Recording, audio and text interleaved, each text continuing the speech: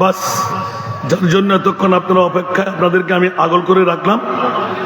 কদম রঞ্জিদা করার আগে একটু দোয়া করে দিন, আল্লাহ আহলে সুন্নাত ওয়াল জামাতের মুনাজির আল্লামা নুরি সাহেব হুজুর কেবলার হায়াতান তৈয়বা দান করুন। এবার সবাই বসে যান, আমি তো আপনাদের সন্তান, আপনাদেরকে আমার বিষয়টা জালা করলাম। কুল বিফাদলিল্লাহি ওয়া বিরহমাতিহি ফাবিযালিকা ফালইফরাহু হুয়া খায়রুম। ঈদে মিলাদুন নবীর কথা কোথায় বলেছেন? কোরআনে। কে করেছেন? আল্লাহ। দ্বিতীয় করেছেন হযরত আদম। সর্বশেষ প্রত্যেকজন নবী করেছেন ঈসা রূহুল্লাহ ওয়া মুবাশশিরাম বিরাসূলিন ইয়াতি মিন বাদি ইসমুহু আহমদ। আসসালামু আলাইকুম ওয়া রাহমাতুল্লাহি ওয়া বারাকাতুহু।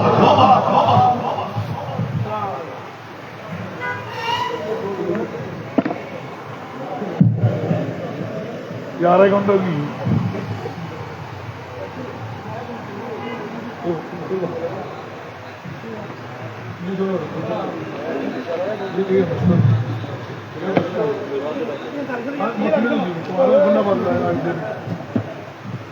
বলে খুব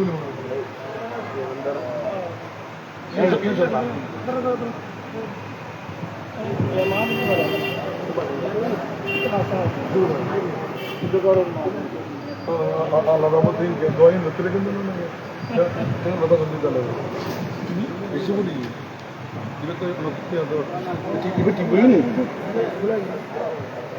আর কি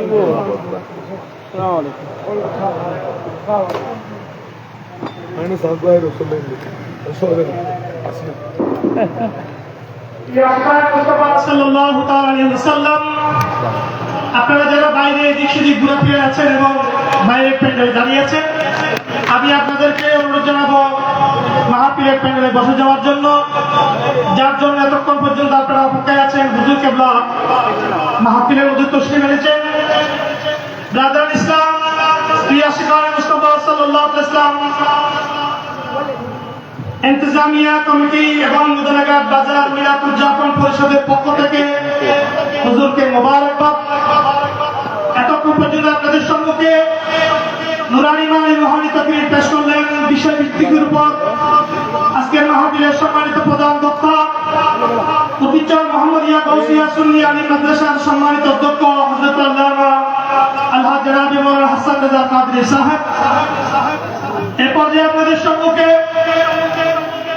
নুরানি মানি রুহানি তাকরীর পেশ করবেন আজকের আযীম শান সুন্নি সমাবেশ এবং মিলাদ মাহফিলের মেহমানে আলা পীরে তরিকত খলিফায়ে আলা হযরত আঞ্জুমানে নুরিয়া রিজভিয়া সুন্নিয়া ট্রাস্টের সম্মানিত চেয়ারম্যান, আহলে সুন্নাত ওয়াল জামাতের সম্মানিত নির্বাহী চেয়ারম্যান, উস্তাদি ওয়া মুকাররমি সৈয়দি ওয়া সনদি পীরে তরিকত মুরাদ আহলে সুন্নাত হযরত আল্লামা আলহাজ জনাব মাওলানা আল্লামা আবুল কাসিম নূরি সাহেব মাদাদিলুল আলী। নারে তাকবীর, নারে রিসালাত, নারে গাউসিয়া, শাহিনশাহ মদিনা, জশ্নে ঈদ মিলাদুন নবী।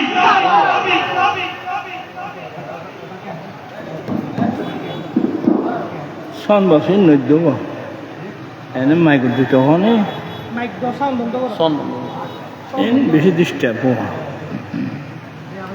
আসসালামু আলাইকুম ওয়া রাহমাতুল্লাহি ওয়া বারাকাতুহু। আপনারা একটু কষ্ট করে সামনে চলে আসলে ভালো হয়। অনেক মানুষ চেয়ারে বসে, এখানে অনেক জায়গা খালি আছে। সামনে আসেন, আপনার সামনে চলে আসেন।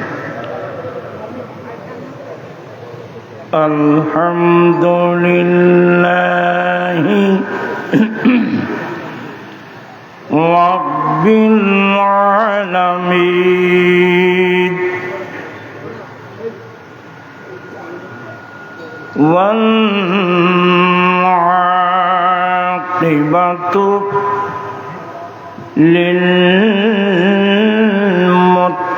للمتقين والصلاة والسلام على سيدنا وسندنا سيد الأنبياء والمرسلين وعلى آله وأصحابه أجمعين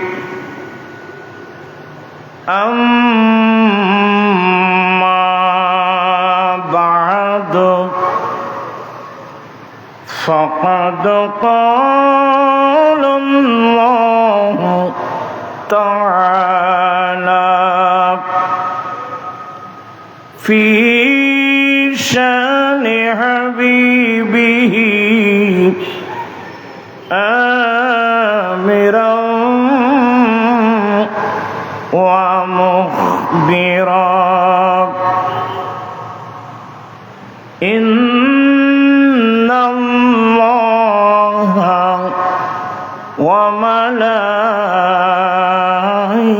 وملائكته يصلون على النبي يا أيها الذين آمنوا صلوا عليه وسلموا تسليما اللهم صل على سيدنا مولانا محمد وعلى آله سيدنا مولانا محمد তোরা তো ওয়াজ শুনছো তোরা নাকি ভালো ইয়া কত্তুর জায়গা খালি হিন্দি খালি ইয়ত খালি আলসি আল্লাহ খানা খামনে বেশি মানুষ এমন অলস বই দিয়ে তো লিখতে না চাই না কিন্তু ফান্না করিবে কেন صلاة يا رسول الله عليكم سلام يا حبيب الله عليكم آکے آمد نو فلک میرا جیو انبیاء اولیاء محتاجیو صلوات یا رسول اللہ علیکم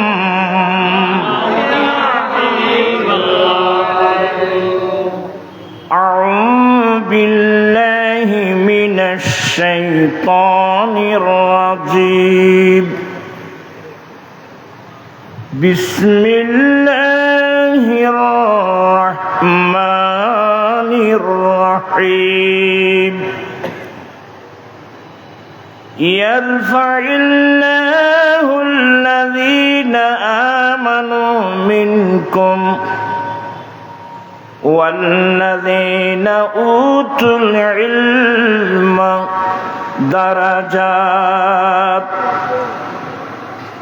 صدق الله مولانا العظيم وصدق رسوله النبي الحبيب الكريم ونحن على ذلك لمن الشاهدين والشاكرين والحمد لله رب العالمين ربي صل وسلم وبارك عليك আজি ঈদ মিলাদুন্নবী মাহফিল চলতেছে আজি ঈদ মিলাদুন্নবীর মাহফিল চলতেছে আরে বাটা খাইও না না এ মা মরা খাওয়া বেগুন একটু দেন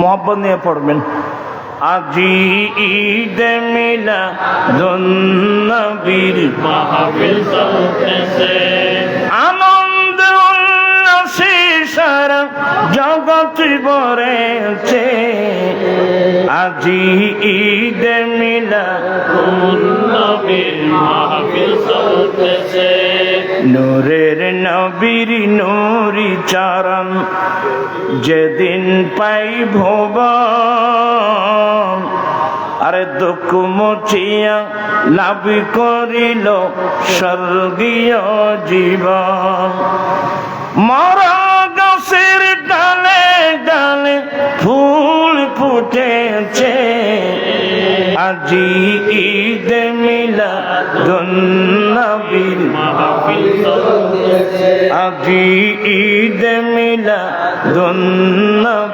মাহফিল চলতেছে আনন্দ উল্লাসে সারা জগৎ ভরেছে আজি ঈদ মিলাদুন্নবীর মাহফিল চলতেছে উপস্থিত মদনাঘাট বাজার মিলাদ উদযাপন পরিষদের ব্যবস্থাপনায়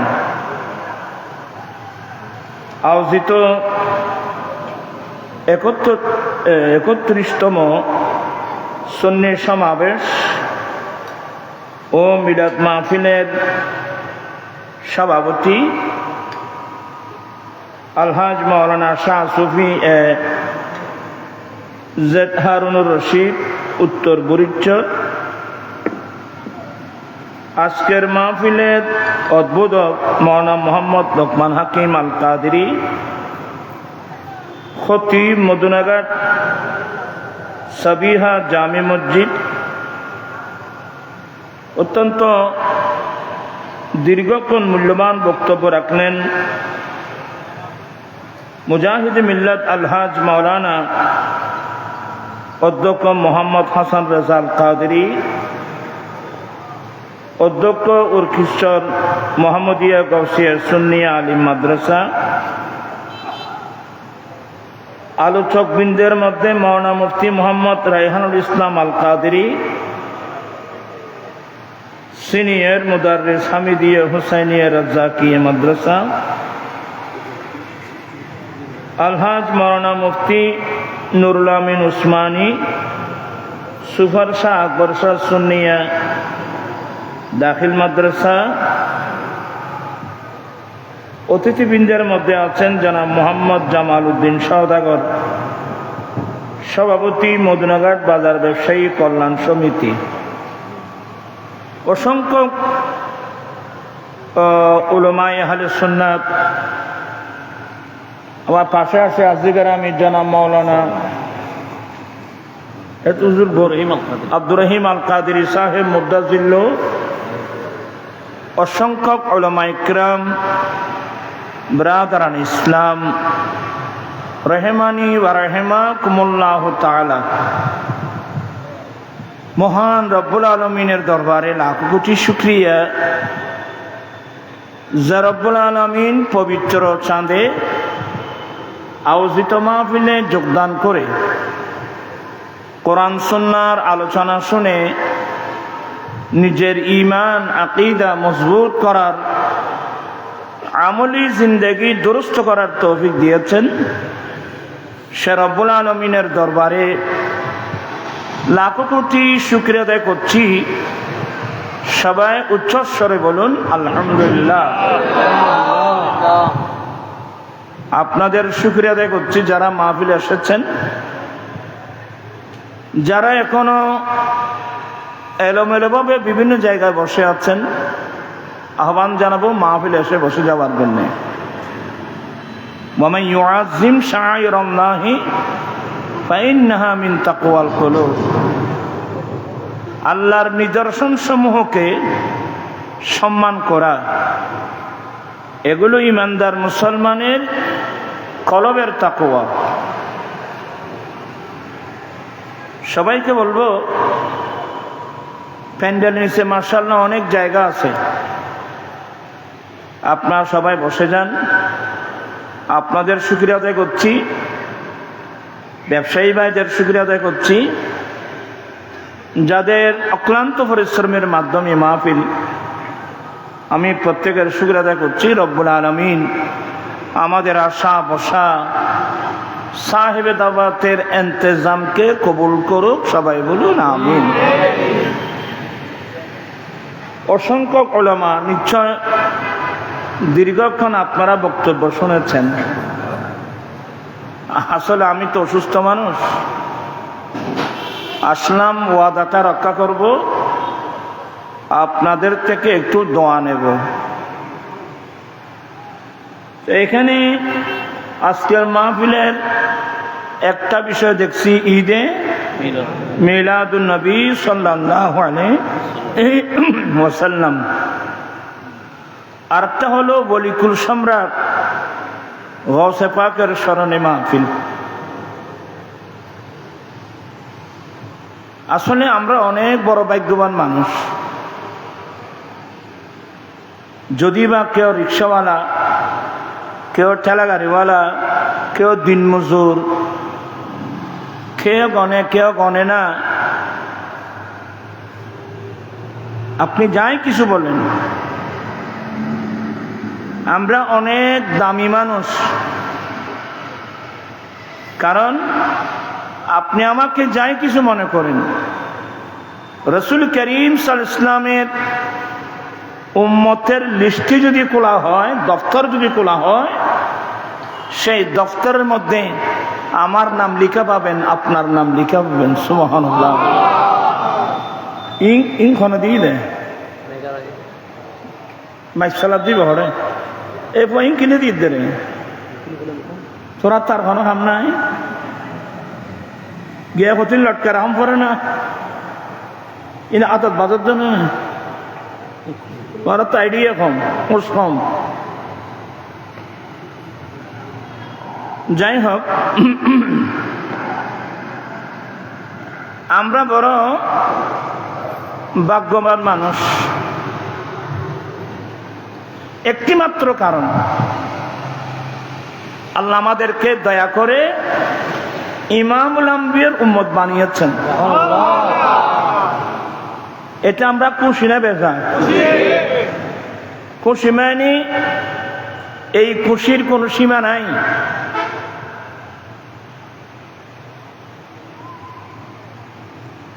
হযরত সাইয়্যিদুনা ঈসা আলাইহিস সালাম বড় বড় রসুলদের মধ্যে একজন, অর্থাৎ বড় বড় 4 জন রসুলদের মধ্যে একজন ঈসা আলাইহিস সালাম। আল্লাহ যাকে একটা আসমানি কিতাব দিয়েছেন, ইনজিল কিতাব, এবং পাশাপাশি ঈসা আলাইহিস সালামকে আল্লাহ অনেক মুজিজা দিয়েছেন। অন্ধ মানুষের উপর হাত বুলিয়ে দিলে সাথে সাথে অন্ধ মানুষ ভালো হয়ে যেত।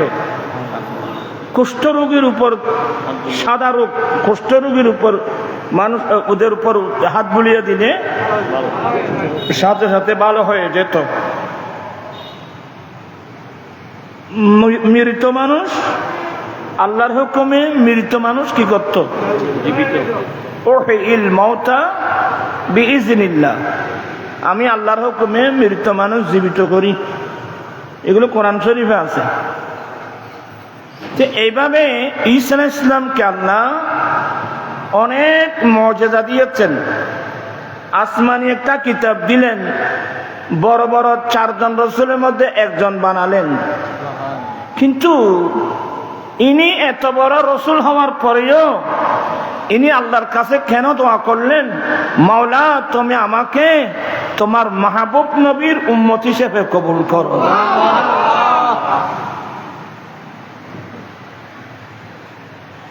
ইমানদার মুসলমানের জীবনে যে আনন্দ,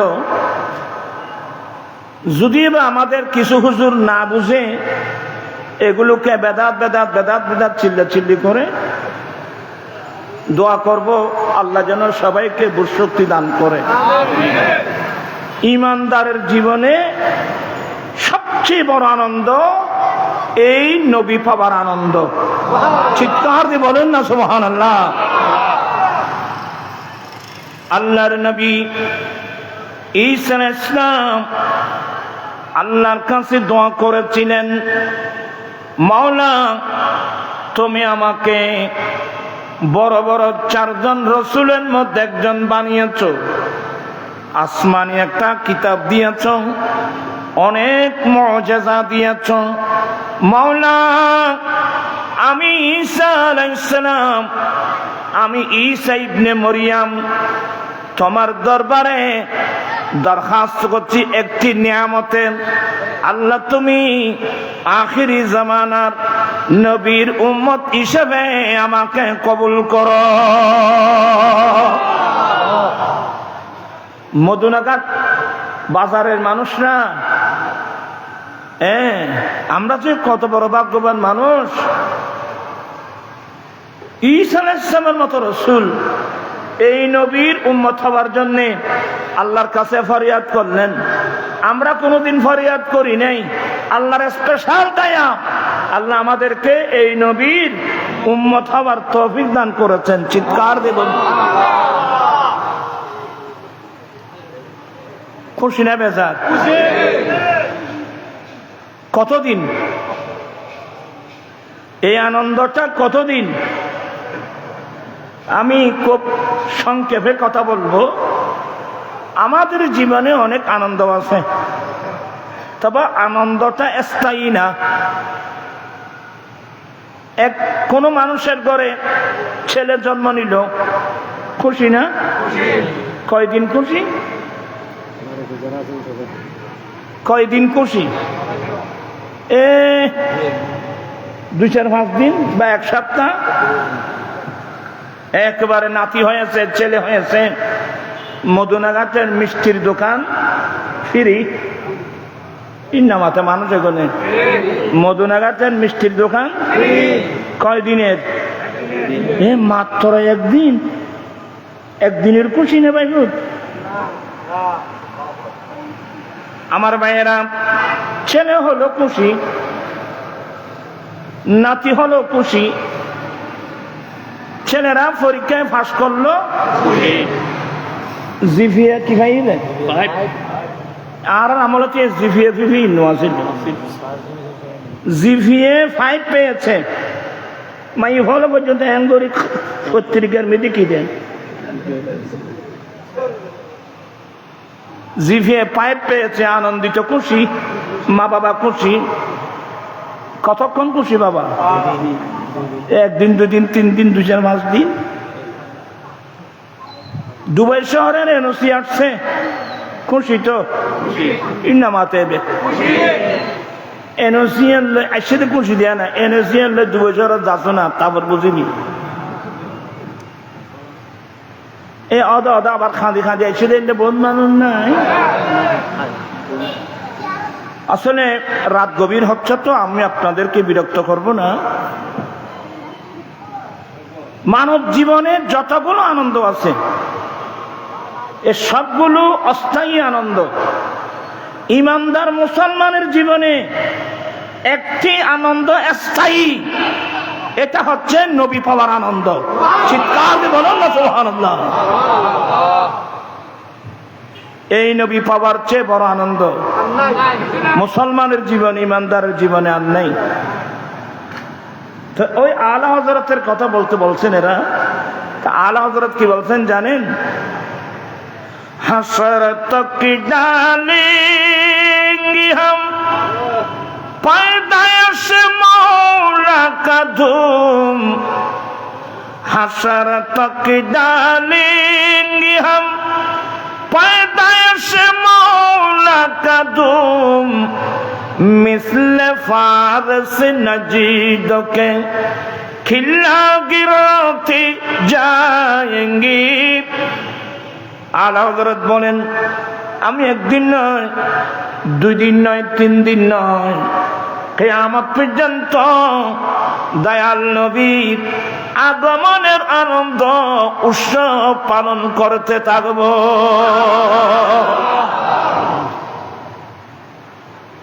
তো এই মশলাটা বুঝে আসবে কিন্তু কিয়ামতের মাঠে, যেদিন কেউ নাই। আমাদের একটা প্রবাদ বাক্য আছে না, বিপদে চেরাবেন না মাথায় দেওয়া, বন্ধুর পরিচয় কতক্ষণ, কখন? পকেটে টাকা আছে, বন্ধুর অভাব নাই। বেয়াদবি মাফ করবেন, এখানে অনেক বাপ চাচার বয়স্ক মুরব্বী আছেন, আপনার শরীরে যৌবনতা আছে, বান্ধবীর অভাব নাই। আপনার পকেটের টাকাও শেষ, আপনার শরীরে যৌবনতাও শেষ। তারপর বুঝবেন বন্ধু আসলেই ঘরে এই যে আন্না মাতে এখনই বান্ধব কেন? হ্যাঁ নাই হরে গেলবি, এগুলো বন্ধু ন, এরাই হচ্ছে সুযোগ সন্ধানী। বিপদে বন্ধুর পরিচয়। আমার ভাইয়েরা, আমাদের জন্য সবচেয়ে একটা বিপদের দিন সামনে আসতেছে। প্রত্যেক মানুষের জন্য একটা কঠোর দিন, একটা কঠিন দিন সামনে আসতেছে। এটার নাম কিয়ামতের ময়দান। আর বিশ্বাস আছে নাকি? ওয়াল বাসে বাদাল মউত, সব তো ইমানের মধ্যে এক ইমান। মৃত্যুর পরে আবার আমাদেরকে কিয়ামতের মাঠে কি করতে হবে? উঠতে হবে। আপনারা বোধহয় বিরক্ত হচ্ছেন, আমি দেরি করবো না রে বাবা। সবচেয়ে কঠিন দিন কিয়ামতের দিন। আমার আল্লাহ বলেন, ইয়াউমা ইয়াফিরুল মারউ মিন আখিহি। কিয়ামতের কঠিন দিনে এক বন্ধু অপর বন্ধু থেকে পালিয়ে যাবে, ভাই থেকে ভাই পালিয়ে যাবে, স্বামী থেকে স্ত্রী, স্ত্রী থেকে স্বামী। এক কথায় কেউ কারণ, কারণ সবার মুখে ইয়া নফসি ইয়া নফসি। এমন একটা কঠিন দিন, এমন একটা কঠোর দিন আমাদের জন্য আসতেছে রে বাবা। আমার আল্লাহ বলেন, ওয়াকানা মিকদারুহু 50 আলফা সানা। কিয়ামতের একটা দিন হবে 50,000 বছরের সমতুল্য। ও আল্লাহ, ওয়াইদাল বিহারু ফুজ্জিরাত। ওখানে টিফল থাকবে, ঝর্ণা, আর সাত সমুদ্র নয়, সাগর মহাসাগরের পানিগুলো জলীয় বাষ্প হয়ে বাতাসের সাথে উড়ে যাবে। স্থলভাগ জলভাগ এক সমান। ফানি ফানি ফানি ফানি, জিহ্বা বেরিয়ে যাবে। কোথায় পাবেন পানি? সবাই উলঙ্গ, পরনের মধ্যে কোনো কাপড় নাই। আমি যখন কিতাব পড়ছিলাম, সবাই উলঙ্গ, একজন অপরজনের সতর দেখবে, কেমন লাগবে। যখন কিতাব পড়লাম যে না, এমন একটা পরিবেশ, একে অপরের সতর চাবার সে পরিবেশ থাকবে না রে বাবা। গ্রামের সমুদ্র হবে। হায় হায় হায় হায়, এমন একটা কঠোর দিন, এমন একটা কঠিন দিন। কিয়ামতের ময়দান সবার জন্য আসতেছে, আশ্রয় কোথায় নেবেন? আল্লামা শরফুদ্দীন বুসিরি রহমতুল্লাহ আলাইহি কসুদায়ে বোরদার মধ্যে শরফুদ্দীন বুসিরির নাম শুনছেন? আল্লামা শরফুদ্দীন বুসিরি রহমতুল্লাহ আলাইহি অনেক বড় একজন আশিক রাসূল, প্যারালাইসিস হয়ে গেছে, অর্ধাঙ্গ রোগ হয়ে গেছে। তো সবসময় আল্লাহর কাছে কান্নাকাটি করবেন, আল্লাহ এই প্যারালাইসিস অর্ধাঙ্গ রোগটা কোন শত্রুকেও দিও না। আমিন। মানে মানুষ তো বাহাদুরি করে, হাত পা দৌড়াদৌড়ি করে, আচ্ছা 2 মিনিট লাগবে না, আল্লাহ যদি আপনার হাত পা বশ করে দে, তারপর তোমার বাহাদুরি কোথায়? কোথায় তোমার বাহাদুরি? ভাবিয়া করিও কাজ, করিয়া ভাবিয়েন না। এই জন্য জমিনের মধ্যে যারা আল্লাহর বান্দা এরা কিভাবে চলবে? ওয়াইবাদুর রহমানিল্লাযীনা ইয়ামশুনা আলাল আরদি হাওনা। আল্লাহ নিজে বর্ণনা দিয়েছেন, যারা রহমানের বান্দা এরা জমিনের উপর চলে অত্যন্ত নম্রতম্র হয়ে, অত্যন্ত নম্রভাবে। সে কদম দিতে ভয় করবে এই জমিন আমার বিরুদ্ধে কোনো মামলা করবে কিনা। এগুলো যাদের অন্তরে আল্লাহর ভয় আছে তাদের জন্য। আমার জীবন মরণ সাজাবো মাদানী রঙে, আমার জীবন মরণ সাজাবো মাদানী রঙে। তোরা বসলে নয়, মুরব্বীরা যেভাবে সুবিধা বসুক, তোমরা ইয়ং ছেলে যারা আছো তোমরা দুজনে হয়ে বসো, নামাজের মতো হয়ে বসো। এরা শিখিন না পাইলে জীবনে তো বেকাতা আমি দিবাই। আল্লাহুম্মা সাল্লি আলা সাইয়্যিদিনা নাবিয়িনা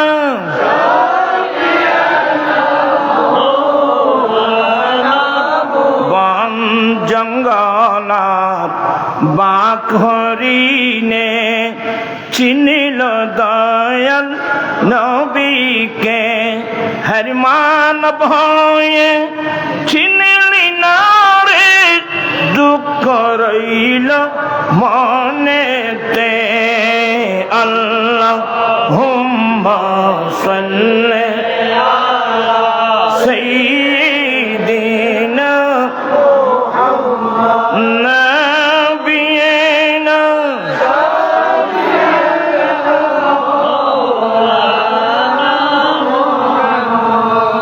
শরফুদ্দীন বুসিরি রহমতুল্লাহ আলাইহি প্যারালাইসিস হয়েছিল, তো উনি অনেক চিকিৎসা করেছেন। আমাদের দেশে অনেক আছে না, এই চিকিৎসার কোনো ওষুধ আছে? আমার ভাইয়েরা সবসময় আল্লাহর কাছে হাত মারবেন না। পরা পাতে খানা বেশি চলে, ফাঁক খানা বেশি চলে। মুসলমান কাকে বলে জানেন? আল্লাহর নবী বলেন, আল মুসলিমু মান সালিমাল মুসলিমুনা মিন লিসানিহি ওয়া ইয়াদিহি। সেই ব্যক্তি মুসলিম হওয়ার দাবি করতে পারবে যার মুখ এবং হাতের আঘাত থেকে আরেকজন মুসলমান নিরাপদ থাকবে। আপনার হাত পা নাড়েন, আরেকজনকে আঘাত করেন, তোর মুসলমান কচু হয়ে যাবে না। আল্লাহর নবী বলেন, সত্যিকার মুসলমান সেই ব্যক্তি যার হাত এবং মুখের আঘাত থেকে আরেকজন মুসলমান নিরাপদ থাকবে। ইসলাম বুঝেন? এখন তো দেখি তৌহিদি জনতা নাম দে, খবর থেকে উঠে মানুষ জ্বালিয়ে ফেলে। এমন রেকর্ড বাংলাদেশে হয়ে গেছে। কোন নূর পাগলা, হ্যাঁ, সে আমি নামও কোনোদিন শুনিনি, সে নাকি মারা গিয়েছে। মারা যাওয়ার পরে 15 দিন পরে কবর থেকে উঠাই, প্রথমে লাঠি দিয়ে তাকে মারলো। আচ্ছা, মৃত মানুষকে মারা যায় আছে? ইসলাম বলে আমাদের হানিফি মাযহাবের সিস্টেম, একজন মানুষ মারা গিয়েছে, একটা ওই কাঁঠাল গাছের পাতা নিয়ে বা আমর কাঁঠাল নিয়ে মানুষ আস্তে আস্তে নাড়ে, যাতে এই শরীরের মধ্যে কোনো মশামাছি না বসে। এখানে দিন ধর্ম কিচ্ছু নেই। একজন মানুষ মারা গেল, তাকে কবর থেকে 15 দিন পরে কবর থেকে উঠাই, তাকে মারলো আগুন দিয়ে জ্বালিয়ে ফেললো। আচ্ছা, ইসলাম ধর্ম মোতাবেক মানুষ নয়, একটা পিঁপড়াকে পর্যন্ত আগুন দিয়ে জ্বালাবার পারমিশন আছে? আল্লাহর নবী বলেন, লা ইউআযিবু বিআযাবিল্লাহ, জাহান্নামীদেরকে জাহান্নামে আগুন দিয়ে শাস্তি দেব, এটা আল্লাহর বৈশিষ্ট্য, তা আল্লাহর কাজ। কোন বান্দার অধিকার নাই, কোন মানুষের অধিকার নাই ঠিক মানুষকে জ্বালানো না। হাত্তান নামলা, একটা পিঁপড়া পর্যন্ত আগুন দিয়ে জ্বালানো হারাম। ইসলাম নিয়ে ভাবনা করলে হবে না। ইসলাম আপনি বুঝেন, হিন্দুরা তারা মারা গেলে তারা লাশকে জ্বালায়, আমরা কিন্তু জ্বালাতে পারবো না। কোন হিন্দু লাশ যদি করতে হয়, আমরা মাটির নিচে কি করে ফেলবো? দফন করে দিল। কেন আপনারা আলেমদের জবানে শুনেন নাই? বদরের যুদ্ধে, ইসলামের প্রথম যুদ্ধ, বদরের যুদ্ধে 70 জন কাফের মরল। কাফের মানে এরা আল্লাহ এবং আল্লাহ রসুলের বড় বড় শত্রু, যেমন আবু জেহেল, আমর bin Hisham, Utba, Saiba, Walid বিন মুগীরা, আল্লাহ রসুলের বড় শত্রু, আরবের বড় বড় লিডার। 70 জন কাফের মরল। আমার রসুল এদেরকে কি জ্বালানোর নির্দেশ দিয়েছিল? আমার রসুল বলছেন, আমার মুজাহিদিন, এই লাশগুলো বদরের মাঠের খলিবে বদর, যেখানে ময়লা আবর্জনাগুলো ফেলা হয় এমন জায়গায় গর্ত করে ওখানে মাটির নিচে কি দিও। যদি মানুষ, যদি কোন কাফের মুশরিককে লাশ জ্বালিয়ে ফেলার পারমিশন থাকতো, তাহলে তো প্রথমে আবু জেহেলের লাশকে জ্বালানো হতো, উতবা সাইবার লাশকে জ্বালানো হতো। ইসলাম ধর্মের মধ্যে এগুলো নাই। হাত্তান নামলা, এমনকি একটা পিঁপড়া পর্যন্ত আপনি আগুনে ফেলে জ্বালিয়ে শাস্তি দিতে পারবেন না। আমি ভাইদের কাছে অনুরোধ জানাবো, ইসলামের নাম যেখানে সেখানে ব্যবহার করবেন না। এই কাজ যারা করছেন, আপনারা তো ইসলামের অবমাননা করলেন, মুসলমানের অবমাননা করলেন, ইসলামের অবমাননা করলেন। আগে ভালো করে ভালো ওস্তাদের কাছে লেখাপড়া করতে হবে। সে যত বড় কাফের হোক, কোন কাফের লাশ পোড়ানোর পারমিশন আমার রসুল দিয়েছেন? এত বছর এসে তোমাদেরকে এগুলো কে শিক্ষা দিল? কবর থেকে উঠায় মানুষ মারা। আল্লাহর নবী বলেন, উযকুরু মুহাসিনা মাউতাকুম, উম্মত, তোমরা তোমাদের যারা মাইয়ত, সে যেই কেউ হোক, এই মাইয়তের জীবনে যেগুলো ভালো কাজ করেছে, তোমরা এগুলো পরস্পর আলোচনা করো। তাদের খারাপ সাইডগুলো নিয়ে তোমরা পরস্পর আলোচনা করো না। এই হিসাব তোমার কাছে না, এই বিচার তো আল্লাহর কুদরতের হাতে। এর জন্য আমাদের আহলুস সুন্নাত ওয়াল জামাতের একটা দর্শন হলো, যখন জানাজা পড়া হয়, ওয়াই মানুষের জ্ঞান আসিল। এই আহলুস সুন্নাত ওয়াল জামাতের দর্শন এগুলো বুঝতে হবে। ওই মানুষের জ্ঞান আসিল। এটা নিয়েও অনেক কথাবার্তা। হ্যাঁ, এটা নাকি মিথ্যা সাক্ষী। কোরআন হাদিস বোঝা তো সহজ না। এই মানুষটা কেমন ছিল? বলো যদি বেশি খারাপ থাকে মিথ্যা সাক্ষী নইলে আমরা সত্য মিথ্যা আমরা বুঝি তো। যারা জান্নাতি মানুষ এরা মানুষের ভালো কাজ দেখবে কয়টা? এই মানুষ নেবে না মাথাদের কারণ বড় দুঃখ তো না আছে যারা দিয়ে। আচ্ছা আমি একটা লম্বা হাদিস বলি, এবার বুঝেন কিনা জানি না। মুসলিম শরীফের হাদিস, কিতাবুত তাওবার হাদিস, অনেক লম্বা। আমার দয়াল নবী একদিন সাহাবা ইকরামদেরকে নিয়ে বনি ইসরাইলের একজন অপরাধী মানুষের ঘটনা বর্ণনা করলেন। ও আমার সাহাবা ইকরাম, বনি ইসরাইলের মধ্যে একজন লোক ছিল, কাতালা 99 নাফসা, সেই 99 মানুষের হত্যাকারী। নাউযুবিল্লাহ। সাহাবা ইকরাম তো আশ্চর্য হয়ে গেলেন, হ্যাঁ 99 মানুষের হত্যাকারী। আরব দেশত এরশাদ শিখদের আছিল জি ইতো হতো এদুর ন মারে ওই জন্য মাত্র। আমরা পত্রিকা দেখলাম 40 জন 41 জন, সে বড় ফাঁসান্ড ছিল। এটা বাদ কেন করে পরিবেশ লাগবে। মেয়েটা ক্লাস করতেছে ধর্মীয়। আমার ভাইয়েরা, আমার রাসূল বলছেন এই লোকটা 99 মানুষ হত্যা করেছে। সে আমার কান্ত দুনিয়াতে নেই। আচ্ছা দেখি আমার নবী কি বলেন। বলেন 99 মানুষ হত্যা করার পরে 1 নম্বর তার বয়স বেড়ে গেছে, মতের দর স্বাভাবিক আসবে তো।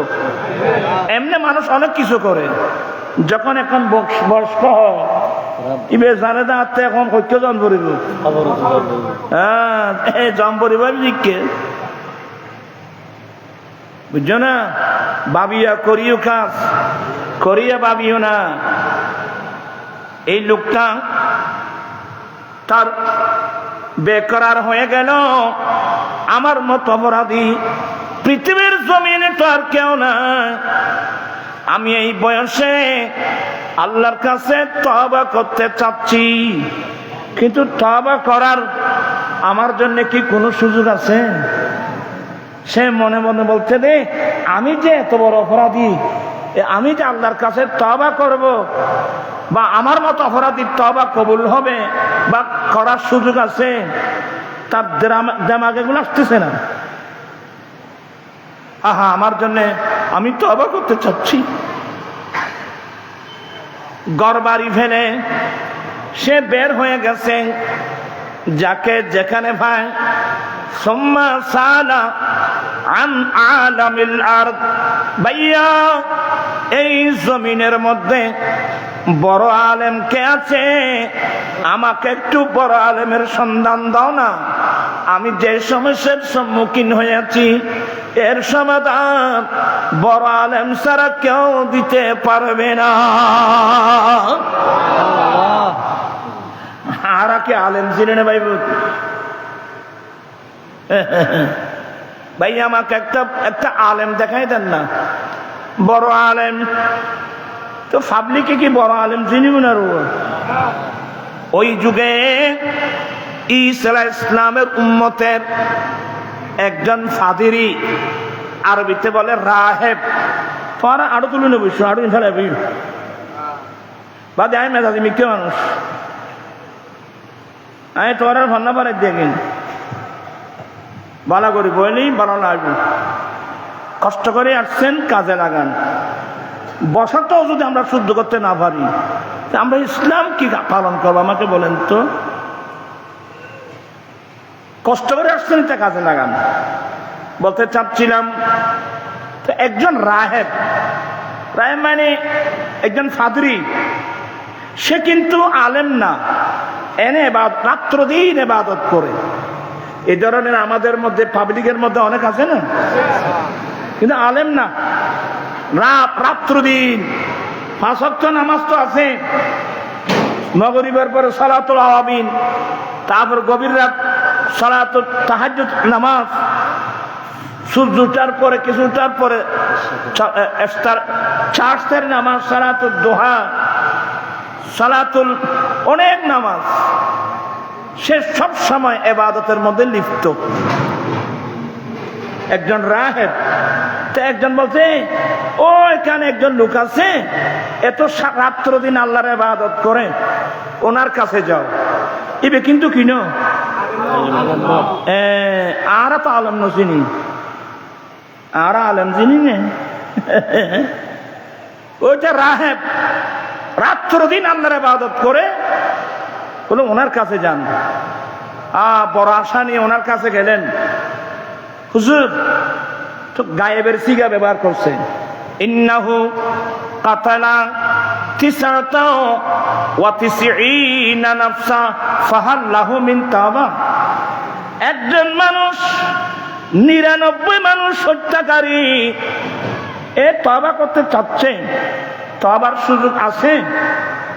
তুমি তো রাহেব, হ্যাঁ 99 মানুষ মাঝে এটা কত জানো, এটা কত বড় অপরাধী, কি করে যে তুই বলেন 99 মানুষের হত্যাকারী, সে এখন তওবা করতে চাচ্ছে, ফাহাল লাহু মিন তাওবা, তার তওবার কোন সুযোগ আছে? এটা করে কি হলো যে তুই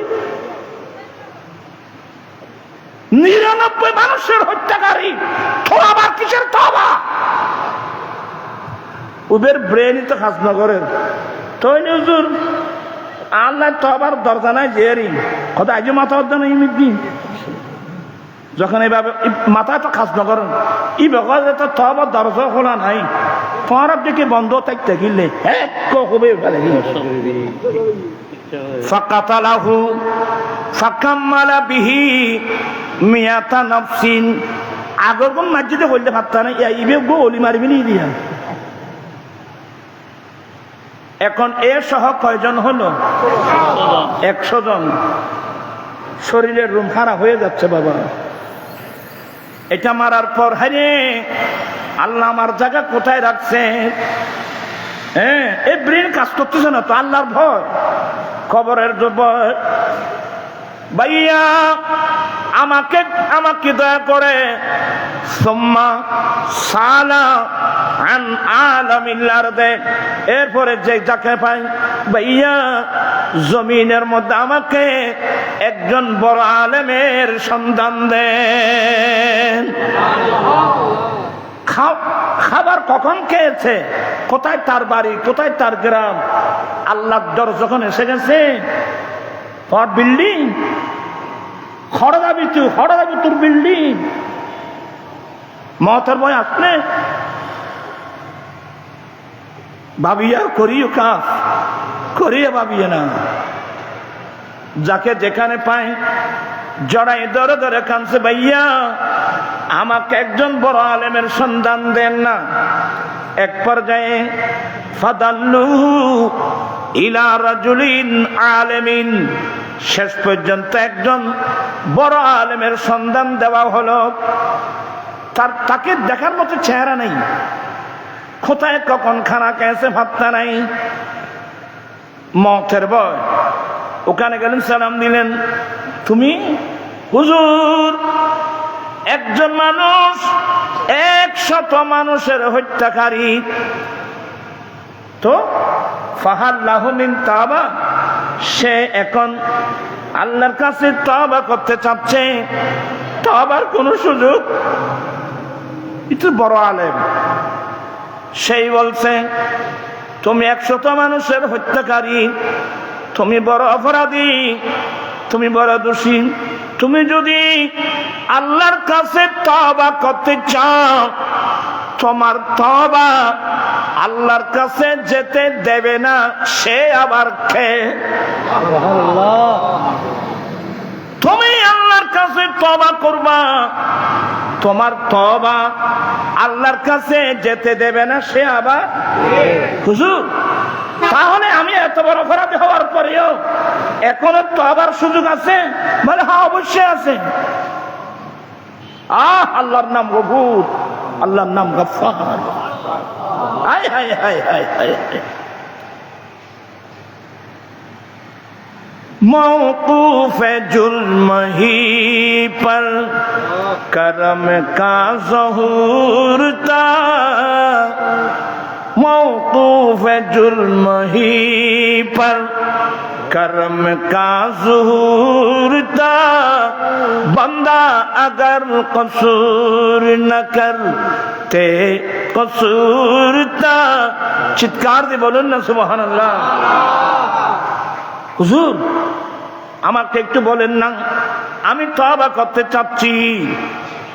এটা মুসলিম শরীফের হাদিস। আমার নবী বলেন, ওই আলেম তাকে নির্দেশ দিলেন, তুমি ইনতালিক ইলা আরদিন কাযা ওয়া কাযা, একটু মনোযোগ, তুমি অমুক অমুক জায়গায় চলে যাও, তুমি অমুক অমুক জায়গায় যাও। কেন? ফাইন্না বিহা উনাসাই ইয়াবুদুনাল্লাহ ফাবুদিল্লাহ মাআহুম। এই বান্দা, ওই জমিনে আল্লাহর অনেক ইবাদত করনে ওয়ালা বান্দা আছে, ওখানে আল্লাহর নেককার বান্দা আছে যারা রাত্র দিন আল্লাহর ইবাদত করেন। তুমিও তাদের কাছে গিয়ে, তাদের সঙ্গে গিয়ে, তাদের সাথে সাথে ওখানে গিয়ে তুমিও আল্লাহর ইবাদত করো। তুমি অমুক অমুক জায়গায় যাও, ওখানে আল্লাহর এমন কিছু বান্দা আছে যারা আল্লাহর ইবাদত করেন, অর্থাৎ যারা আল্লাহর ওলি। তুমি ওখানে যাও, ওদের সঙ্গে সঙ্গে তুমিও কি করো? ইবাদত করো। ওয়ালা তারজি ইলা আরদিক, তুমি তোমার গ্রামে যেও না, তুমি তোমার এলাকায় যেও না। যে এলাকায়, যে গ্রামে, যেখানে দাঁড়িয়ে দাঁড়িয়ে এতগুলো মানুষের, নিরীহ মানুষের হত্যা করেছ, রক্ত ঝরিয়েছ, তুমি তো অন্যায় করেছ, এতগুলো মানুষের রক্ত ঝরিয়েছ, তোমার এই অন্যায়ের বিরুদ্ধে প্রতিবাদ করানোওয়ালা কেউ ছিল না, সেই জমিনে যেও না। ফাইন্নাহা আরদু সুইন, এটা অত্যন্ত নিকৃষ্ট জমিন। যেই জমিনে আল্লাহর নাফরমানি হয় এবং সে আল্লাহর নাফরমানির বিরুদ্ধে প্রতিবাদ করা না হয়, তাহলে ওই জমিনটা কি হয়ে যায়? নিকৃষ্ট হয়ে যায়, অভিশপ্ত হয়ে যায়, অভিশপ্ত হয়ে যায়। তুমি ওখানে যেও না। তাহলে হাদিস দ্বারা জমিন দুই প্রকার, নিয়ামত প্রাপ্ত আর অভিশপ্ত। আল্লাহর নেককার বান্দাদের ইবাদতের কারণে জমিনটা উৎকৃষ্ট হয়, নাফরমানদের কারণে জমিনটা নিকৃষ্ট হয়। এই কথাগুলো ভালো করে বুঝবেন। বলছি আমার বাড়িতে আর আমি যাব না, রওনা হয়ে গেল, অমুক অমুক জায়গায় যাও। সে রওনা হয়ে গেল, উদ্দেশ্য কি? উদ্দেশ্য হলো একটি মাত্র, একটু ভালো করে ওয়াজগুলো বুঝবেন। উদ্দেশ্য হলো আমি আল্লাহর কাছে তওবা করব, ওই নেককার বান্দাদের কাছে গিয়ে তাদের সঙ্গে সঙ্গে ইবাদত করব, তওবা করব। এই নিয়তে বের হলো। যেতে যেতে হাত্তা নাসাফাত তরিকা, অর্ধেক পথ যখন অতিক্রম করলো, ফাজাহুল মউত, তার কাছে মালিকুল মউত এসে গেল। এখনো ওই নেককার বান্দাদের পাশে যেতে পারে নাই রে বাবা, মাঝখানে কি এসে গেল? আমার ভাইয়েরা, সবাই সতর্ক হয়ে যান। কখন আপনার কাছে, আমার কাছে মালিকুল মউত এসে যায় এগুলো তো আমি জানি না। এই জন্য সবসময় মওতের জন্য প্রস্তুত থাকতে হবে। আরে মারপিট নাফরমানি তো দূরের কথা, মওতের জন্য প্রস্তুত থাকো তুমি। হ্যাঁ, মালাকুল মউত এসে গেছে, ছাড়বে? মালাকুল মউত রূহ কবজা করতেছেন, সাকারাত, কেমন কষ্ট!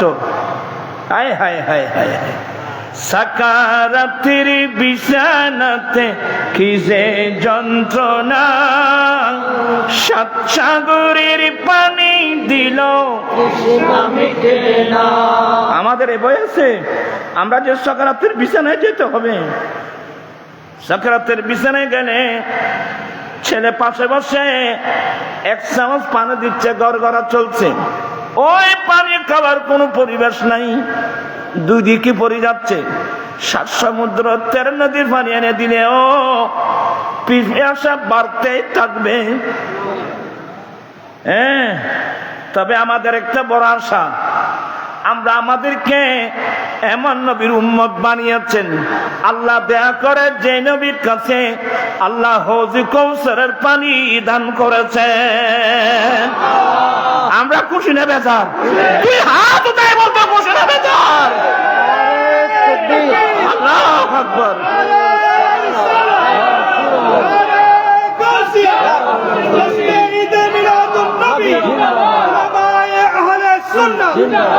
সাকারাতের বিছানাতে কি যে যন্ত্রণা, সাত সাগরের পানি দিল আর কৌসরের পানি দিবেন শাহে মদিনা। কৌসরের মালিক যিনি তাহা কি জানো, ভালো যদি বাঁচতে হয় নবীকে বাসো, ভালো যদি আসো নবীকে ভালোবাসতে শিখো। হ্যাঁ, এই বিপদ মুসিবতের সময় হৌজে কৌসরের পানি আমার দয়াল নবী উম্মতকে পান করাবেন। বিশ্বাস আছে? ইন্না আ'তাইনাকাল কাউসার। হে নবী, নিশ্চয় আমি আপনাকে কৌসর দান করেছি। বুখারীর হাদিস বলেন, নবীর কাছে প্রশ্ন করা হলো, মাল কৌসার ইয়া রাসূলুল্লাহ, আল্লাহ যে আপনাকে কৌসর দিয়েছেন, কৌসরটা কি? বলেন নাহারুন ফিল জান্নাহ, এটা জান্নাতের একটা নদী।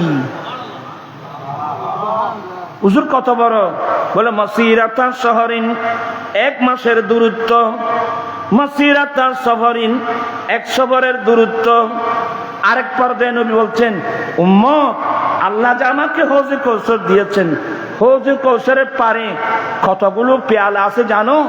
আসমানের যত নক্ষত্র। এবার আমার নবী বলেন, এ আমার উম্মত, হৌজে কৌসরের পানি কেমন জানো?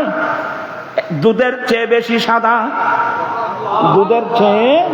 দুধের চেয়ে বেশি সাদা, মধুর চেয়ে বেশি মিষ্টি, বরফের চেয়ে বেশি ঠান্ডা। লা নাজমা বাদাহা বাদাম, কোন মানুষের নসিবে যদি সামান্যটুকু পানি মিলে যায়, আবাদুল আবাদ তার কোনদিন পানির পিপাসাই লাগবে না। হৌজে কৌসরের পানি আমাদের লাগবে তো? নবী পেয়েছি, এর চেয়ে বড় আনন্দ কি? নবী এগুলো আমাদেরকে পান করাবেন। আসলে আমরা বড় ভাগ্যবান মানুষ। হ্যাঁ, তোমার ইতারা বেদাত তেদাত খুঁজি নবুঝে দকুদা বুঝিলি তারা তোমার তো আর বেশ গরিব। দোয়া করবেন আল্লাহ যেন সবাইকে বুঝশক্তি দান করে, আল্লাহ সবাইকে হেদায়েত নসিব করুক। আসলে অনেক দূরে চলে আসলাম আমি বুঝাতে চাচ্ছি, সাকারাতের বিছানা কষ্টের, কেমন কষ্ট জানেন? একটা জীবিত ছাগল ধরে তার শরীরটাকে চামড়া তুলে নিয়ে যে কষ্ট, তার চেয়ে বেশি কষ্ট সাকারাত। হ্যাঁ, আল্লাহর স্পেশাল যদি দয়া হয়, কোন নেককার বান্দাদের নজরে হয়, তো অনেক মানুষের জন্য সাকারাতের বিছান, ওই ছেলে মার কুলে বসে দুধ খেতে খেতে যেন ঘুমিয়ে যায়, ওই বান্দাও সেভাবে ঘুমিয়ে যাবে।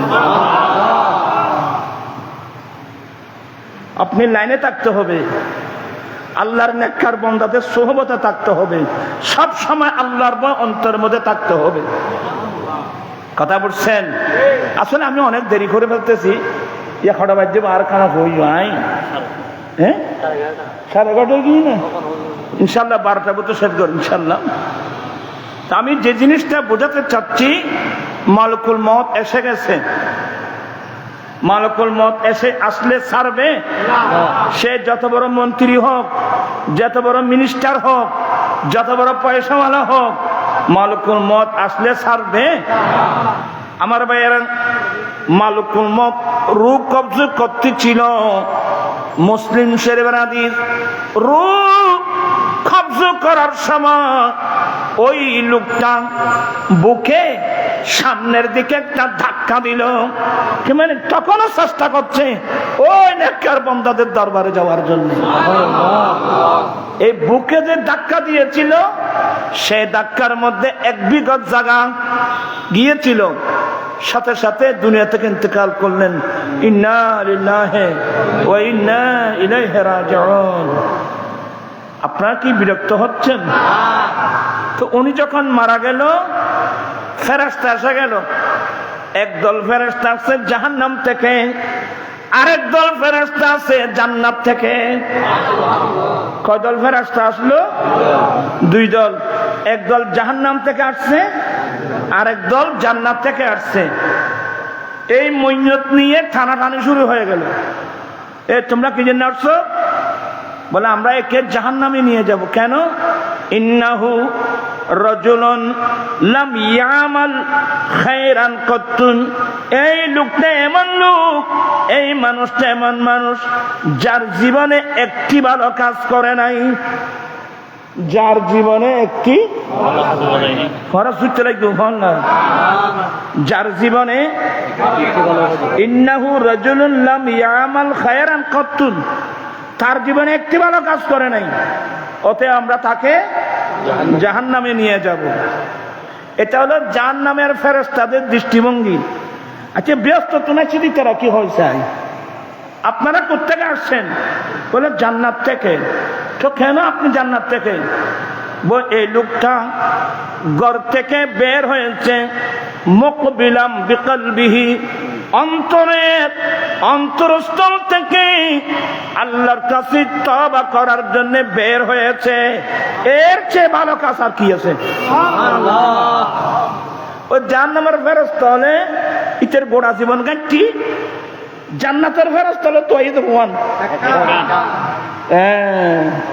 খাইছো দিন শূন্য হলে তাছে খারাপ তো ওই মানুষের গায়ে নাছিল বালা তুই মিশে থাক কিনে হয়তো বালা আছিল মানে হয়বা ইতে মূর্তি পূজা না করে, ইতে মূর্তি ইতে মুসলমান আছিল আর দিন গুণ করছি দেরি, ইতে মূর্তি পূজা না কর, শিরিক গুণ না করে তো ওয়ালা আব্দুম মুমিন খায়রুম মিন মুশরিক। আল্লাহ বলেন মুমিন গোলাম মুশরিকের চেয়ে উত্তম। সে যত বড় অপরাধী হোক, সে তো মুশরিক ছিল না, সে আল্লাহকে আল্লাহ বলতো, রসুলকে রসুল বলতো। সে তো কোনোদিন মূর্তি পুজো, গাছ পুজো, মাছ পুজো, এ তার কতদিন পুজো পুজো দূর দিবে এক মুরুদ তুই ঘটে গিয়ে ভাই রেকর্ডে গিয়ে আল্লাহর তোর রেকর্ডে পৌঁছি তোর আর জাতি ভাই দেব না। হ্যাঁ, আমরাও যাব। কখন? হিন্দু বাড়িতে আগুন ধরছে, আমরা সবাই যাব আগুন নিবানোর জন্য। এই নদী বাঁধতে বাঁধতে ঘর ভেঙে ফেলছে, সবাইকে হিন্দু ঘরের বাড়িঘর সব বেঁধে দেবে, মানুষ থেকে চাঁদা করব, এদেরকে বাঁচাতে হবে। এভাবে আমি কখন যাব, এগুলো নিয়ম আছে, সিস্টেম আছে। ইতারা মূর্তি পূজা করার দে, তো মূর্তি পূজা তো শিরিক, ঠিকই লেগে দেন দে গেইও তো ভাই, তো অসুবিধা নেই, গেইও তো রেকর্ডে গিয়ে তো তারপরে দোয়া করব আল্লাহ সবাইকে এগুলো বুঝার তৌফিক দান করো। শিরিক বড় মারাত্মক। তুই যারা শুভেচ্ছা করলে জানো না, ইটারে মূর্তি পূজার দিকে আরো উৎসাহিত করলে জানো না, কই তুমি তো যে কন্য ভারো আয় তোরারে কলমা ভরাইতে আমার সিয়েন তো কন্য ভারো। যেমন অলিকুল সম্রাট আমার গোসে পাক গিয়েছিলেন কুর্দিস্তানে। কোথায় গিয়েছিল? কুর্দিস্তানে। তখন ছিল প্রায় খ্রিস্টান। যখন গোসে পাক গিয়েছিলেন, সাদরি সবাই সামনে উপস্থিত। এ আপনার নাম কি? বলে আমার নাম আব্দুল কাদের। এখানে কি জন্য আসছেন? বলে তোমাদের কাছে আমার নবীর ইসলাম প্রচার করার জন্য আসলাম।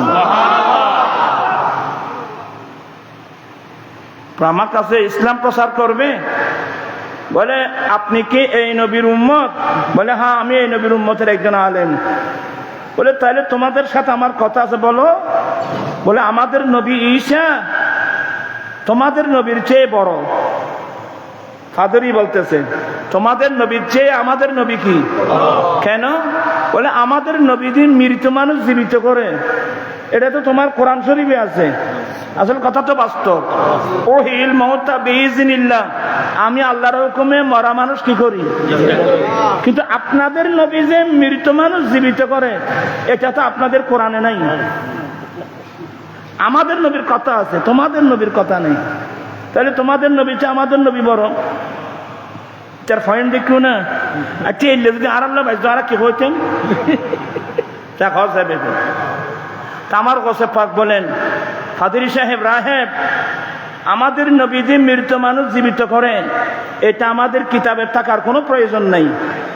আমি আব্দুল কাদের, আমি তো নবী না, আমি নবীর অনেক বংশের পরের একজন আলেম। তো আমি যদি আল্লাহর হুকুমে মৃত মানুষ জীবিত করতে পারি, তোমরা আমার নবীর কলমা পড়বা তো? হ্যাঁ, আপনি পারবেন? বলে আমি যদি আল্লাহর হুকুমে মৃত মানুষ জীবিত করতে পারি, আমার নবীর কলমা পড়বা তো? ভাই আমরা দেরি করব না, সাথে সাথে কলমা পড়ে ফেলবো। বলে আমাকে একটা কবরস্থানে নিয়ে যান। একটা পুরানো কবরস্থানে নিয়ে গেল, নিয়ে একটা কবর দেখাই দিল, অনেক পুরানো কবর। বলে এটাকে জীবিত করেন। আমার গোসে পাক ওখানে গিয়ে শাহাদত আঙ্গুল কবরের উপর রেখে ডাক দিলেন, ইয়া আব্দুল্লাহ কুম বিইজনিল্লাহ, এ আল্লাহর বান্দা আল্লাহর হুকুমে দাঁড়িয়ে যা। হে আল্লাহর বান্দা আল্লাহর হুকুমে। ঠাস করে কবর ফেটে একজন লম্বা মানুষ বের হলো। বের হতে আসসালামু আলাইকুম। কবর থেকে উঠতে কি দিলেন? সালাম দিলেন। তোরা দাও না, মিশতে গেলে হতো কারো তো নিতে সালাম। এটা ব্যাকুন বোবা। এখানে অনেক আসছেন, সাই বৌর সালাম দিয়ে যোগ্য মানুষ আত্মলো আছে। এই গো ভাই দেরিয়া বড় সালাম করো না। সালাম মানে দোয়া, তোমাদের উপর আল্লাহর শান্তি বর্ষিত হোক। আচ্ছা নিজের ফলের সালাম করে যদি বাপ খজন আসো চাই মাশাআল্লাহ তো হোক গো ভাই দেরিয়া। আমরা তো গাড়িতে উঠতে ছেলে এই যে সফওয়ান আসসালামু আলাইকুম। ওয়ালাইকুম আসসালাম। আমাদের ওয়াইফকে সালাম, মেয়েকে সালাম, সালাম আলাইকুম। সালাম মানে দোয়া, বাবা তোমাদের উপর আল্লাহর শান্তি বর্ষিত হোক। আমাদের দেশের পরিবেশ এখনো আমরা চালু করতে পারি নাই। এমনি বড় বড় হুজুর আমরা গাড়িতে উঠতে সালাম, গাড়িতে নাম থেকে সালাম। এভাবে একটা কবরের পার্শ্ব দিয়ে যাচ্ছিলেন, কবরস্থানের মুয়াজ্জিনকে সালাম, আসসালামু আলাইকুম ইয়া আহলাল কুবুর মিনাল মুমিনিন ওয়াল মুমিনাত ওয়াল মুসলিমিন ওয়াল মুসলিমাত নাসআলুল্লাহ লানা ওয়া লাকুমুল আফিয়া ওয়া ইন্না ইনশাআল্লাহ বিকুম লালাহিকুন। আরো কয়েকটা সুরত আছে। মানুষ সালামের প্রতি, সালামের গুরুত্ব মুসলমানের কাছে এখন নাই। সালামের কারণে কি কি হয় আমি এগুলো বর্ণনা করলে আপনি আশ্চর্য হয়ে যাবেন। সালাম এমন একটা গুরুত্বপূর্ণ জিনিস। আপনারা সালাম দিবেন তো? নিজের ছেলে মেয়ে দেখলে সালাম দিবেন তো? নিজের ওয়াইফকে দেখলে ফইলে ফইলে আসিব সালাম দিদি। ও মা বুড়া হারালে বহুত দিন সালাম ভাইলেন, তুই কেন চাইও বদ আসসালামু আলাইকুম। এবার আসিব ওই নদীতে অভ্যাস হয়ে দে তুই কেন চাই বলে আসসালাম আলাইকুম একবার দুইবার কইলে আস্তে আস্তে সরম কে দিব সরম পাই দিব আই একবার মুশকিলি এটা মুশকিল কথা ইত্যারে মুশকিলি ওয়াদ করতে দিয়ে এটা চেয়ারম্যান উঠবাছিল নতুন এবার দুদিন মাহফিল দুদিন সভাপতি প্রথম মাহফিল আমি সালামের ওয়াজ করছি এবার আমি কি ফিরে কম করে চাই তারপর দিনে আবার সভাপতি পাইছি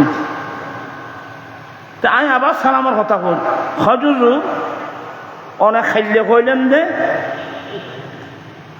ইটার বাসায় কিনিলে হজুর অনেক খাইলে কইলেন যে আমি বেডিরই সালাম দিই তো তারা বউরে কি হয় এটারা বাসাইলে ধরে হজুর খাইলে বেডিরই সালাম দিলাম তো তো কত বেড়ি তো আসে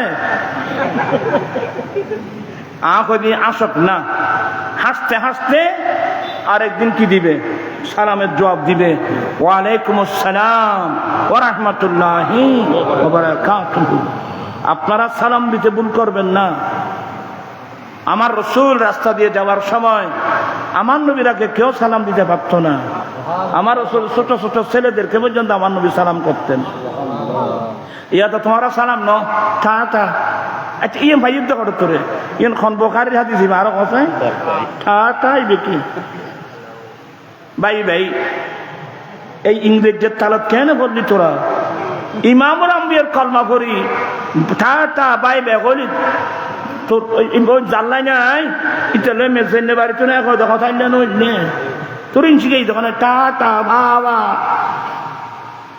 এই লিবিলিসে গেলে তোর আরো ভাইল আর আসসালামু আলাইকুম নাই good morning good evening good night in একসময় আসিল সালাম ইন আর অবস্থানত সবাল খায় মশাল খায় আমার রসুল এগুলো কি করে দিয়েছেন ক্যান্সেল করে একটি সালাম আসসালামু আলাইকুম ওয়া রাহমাতুল্লাহ আর যদি সামনে বিধর্মী থাকে সালামুন আলা মান ইত্তাবা আল হুদা ইসলাম কত সুন্দর মানুষ তারপরে ঘুরে গিয়েই দেবো এখন মানুষ হাইল করতে না তো আচ্ছা চেম্বুল চাইলেন টাইম বেশি নয় আর একটা পানি খাবো না এনে খাচ্ছে দেয় না আজ এক গরজ এর বড় সালাম হন হন দিবি আত্মল থই আমি ওয়াদ দিই নারায়ে তাকবীর নারায়ে রিসালাত নারায়ে গাউসিয়া জামাত আহলে সুন্নাত আচ্ছা সালাম তো বুঝছো রিক্সাওয়ালারা করিবে নি ও বাপরে আমি ব্যাগিন চিনি পাইব আর এনান পয়সাওয়ালার আসিল দি রিক্সাওয়ালার আর সালাম নদী ঠেলা গাড়িওয়ালার বড় নদী কথা না এই বেহানা আর দিব আমার ভাইজান ভুল বুঝবেন না যারা সালাম দে এরা লাভবান যারা সালাম দে এরাই লাভবান সালাম দেওয়া সুন্নত কিন্তু উত্তর দেওয়া ওয়াজিব ভুল হবে না তো আল্লাহর রহমতে তোরা বল সালাম দিয়ে রে কি হইবে কি হ্যান্ডশেক করিবি না মুসাফা করিবি হ্যান্ডশেক করলে আসারি মারি বলে তাই এনে মারত দেখিলে ঘর এগুলা খ্রিস্টানদের কালচার এগুলা মুসলমানের কালচার না মুসলমানের কালচার হলো মুসাফাহা মুসাফা এক হাতে না মুসাফা দুই হাতে মুসাফা করে একটা কত সুন্দর ইয়াগফিরুল্লাহু লানা ওয়া লাকুম আল্লাহ আমাদের গুনাহ মাফ করে দিক তোমাদের গুনাহ মাফ করে দিক কি সুন্দর নিয়ম নীতি আমার রাসূল দিয়েছেন তোরা তো হেন সে গরদ হ্যাং করে গেলি এনে মারেও জুবুর ধরি এনে মারা দি এটা বলতে এনে গুঠবে আতর মিদ্যে এটা বহুত এড়ে মানে ইবলিসে ভাই দিচ্ছে এড়ে মত কষ্টাই ফল আর ইনার কথার কথা কইছি ফল রে কারণ ফয়েনের শিখান ভরি তোরা সালাম দেন না রে এসে না মাথা দেন না তুই মাথা টুবিও না তো ছোট না আগামী বাদ দিবি বুড়ো হওয়া তো করে গিয়ে দেরি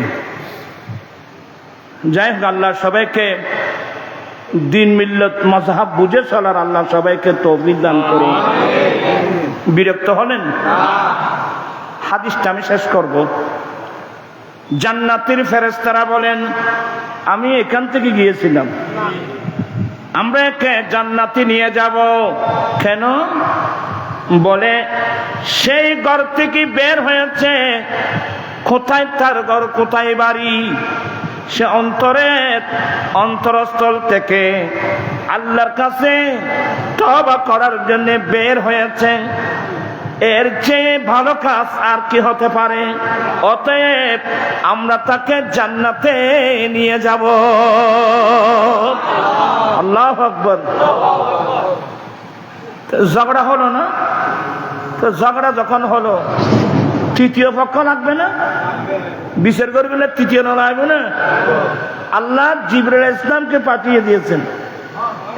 এইগুলো আমার নবীর হাদিস। সাহাবা একরাম আশ্চর্য হয়ে গেল, নবী আমাদেরকে কি শোনাচ্ছেন? আমার ভাইয়েরা,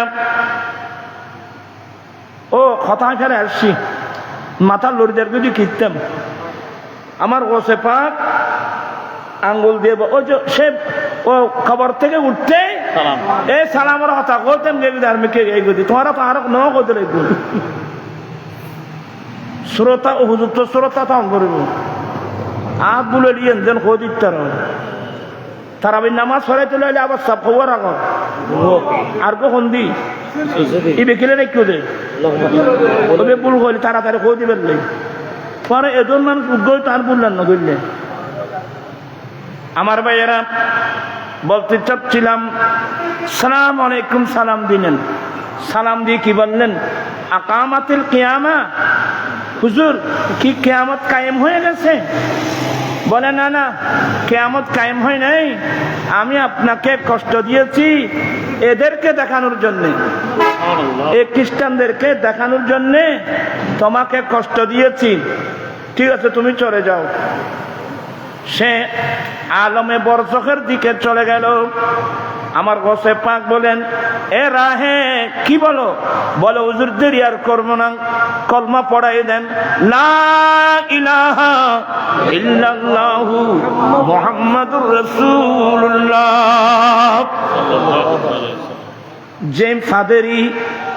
যে ফাদেরি গোসে পাকের হাতে কলমা পড়ে মুসলমান হয়েছিল, তার বংশ দিয়ে এসেছিল সালাউদ্দিন আইয়ুবী। ইতিহাস জানেন? আমি বুঝাতে চেয়েছিলাম, আমার গোসে পাক ইসলাম ধর্ম প্রচার করার জন্য কোথায় গিয়েছিলেন? কুর্দিস্তানি খ্রিস্টানদের কাছে সুলতানুল হিন্দ খাজা গরিব নওয়াজ ইসলাম প্রচার করার জন্য আসেন হিন্দুস্তানে। কোথায়? এখন কি হিন্দুস্তান আছে? এখন কি হিন্দুস্তান? কেউ যদি ফতোয়া তালাশ করে, হিন্দুস্তান যেটা আছে এটা কি দারুল হার্ব না দারুল ইসলাম? আমরা তো ইন্ডিয়া হিন্দু করে শিক্ষার দিন, হিন্দুস্তান এটা কি দারুল হার্ব না দারুল ইসলাম? আমার আলা হযরত কিতাব লিখে দিয়েছেন, ইলামুল আলাম বিআন্নাল হিন্দুস্তান দারুল ইসলাম। কত বড় একটা কিতাব লিখে দিলেন। কারণ আলা হযরতের কাছে ফতোয়া তালাশ করছিল 47 সালে স্বাধীনতার যুদ্ধের সময় মানুষ যখন ট্রেনে ভর্তি করে করে পাকিস্তান সবাই পাকিস্তান যাচ্ছিল, তৎকালীন জওহরলাল নেহেরু আবুল কালাম আজাদ সাহেবকে বলছেন, আজাদ সাহেব এইভাবে মুসলমান চলে গেলে হিন্দুস্তান তো খালি হয়ে যাবে, দেখেন। বলে আমি মাগরিবের নামাজ পড়াবো কোথায়? দিল্লি জামে মসজিদে আমি মাগরিবের নামাজ পড়াবো। নামাজ পড়ায় বক্তব্য দিল। এক পর্যায়ে আলা হযরত থেকে ফতোয়া আনছে যে হিন্দুস্তান এটা কি দারুল হার্ব না দারুল ইসলাম? এটা যদি যুদ্ধ ঘোষিত রাষ্ট্র হয় তাহলে মানুষ যেতে পারবে, আর যদি দারুল ইসলাম হয় কি মানে এটা তো দারুল ইসলাম, তোমরা এই দেশ ত্যাগ করে যেও না, এ দেশ থেকে চলে গেলে হিন্দুস্তান তো মুসলমান থেকে খালি হয়ে যাবে। আলা হযরতের ফতোয়া বুঝেন? আজকে কয় কোটি মুসলমান হিন্দুস্তানের মধ্যে, নামাতে মান আগরে ছাড়িয়ে দেয় হিন্দুস্তান। আর প্রথম সপ্তাহ অ্যাক্সিডেন্ট করছে, আল হযরত গোটা কিতাব লিখে দিয়েছেন, আলামুল আলাম বিআন্নাল হিন্দুস্তান দারুল ইসলাম। হিন্দুস্তান দারুল ইসলাম। এবার আপনি ফতোয়ায়ে হানাফি, শাফি, মালিকি, হাম্বলি মাযহাবের ফিকহের কিতাব খুলেন, দারুল ইসলাম কাকে কাকে বলা হয়? অনেক লম্বা আলোচনা।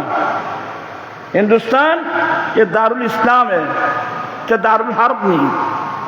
তারপর মানুষ রুকে গেল, কেউ পাকিস্তান চলে গেল, বাকিগুলো হিন্দুস্তানে থেকে গেল, যার কারণে আজকে কয় কোটি মুসলমান। আমাদের বাংলাদেশের চেয়ে আরো বেশি না?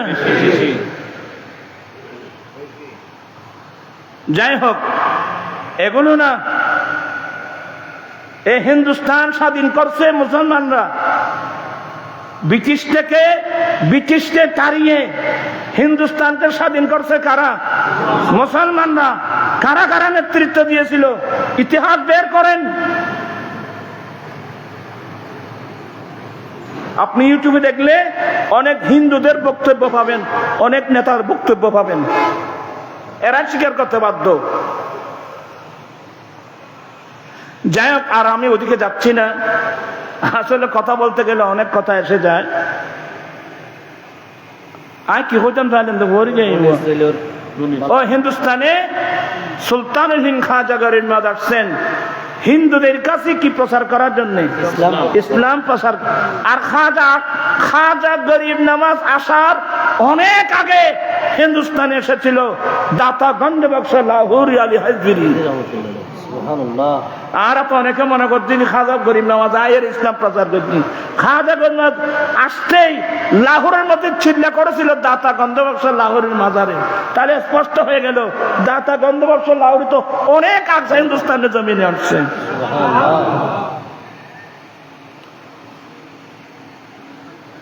আমি চিকিন কথা কিনলে করে কোনো গরু থর তো না মাতি বড় হইও তো তৃতীয় না লাগবে না, মাফিবেন নাই। ফয়সালা করার জন্য কি লাগবে? জিবরিল ইসলাম আসলেন তো কি বললেন? সবাই শুনুন, মা বাইনাল আরদাইন। জিবরিল বলেন এই লোকটার বাড়ি এক জায়গায়, যাবে আরেক জায়গায়, আমরা দুদিকের জমিন মাপ দেব। দুদিকের জমিন মাপ দেব, যেই দিকে বেশি যাবে ফয়সালা ওই দিকে হবে। যখন মাপ দেওয়া হলো ঠিক মাঝখানে তার মত হয়ে গেল। আজরাইল আলাইহিস সালাম রূহ কবজ করার সময় সে বুক দিয়ে সামনের দিকে যে ধাক্কা দিয়েছিল, ওই ধাক্কাতে এক বিঘত জায়গা ওইদিকে বেশি গিয়েছিল। জিবরিল ফয়সালা করে দিলেন, নাও একে জান্নাতে নিয়ে যাও। বেশ গেলি তো কদ্দুর হইব? এক বিয়ত। এই হাদিস এখন ঠান্ডা মাঝে চিন্তা করা হবে।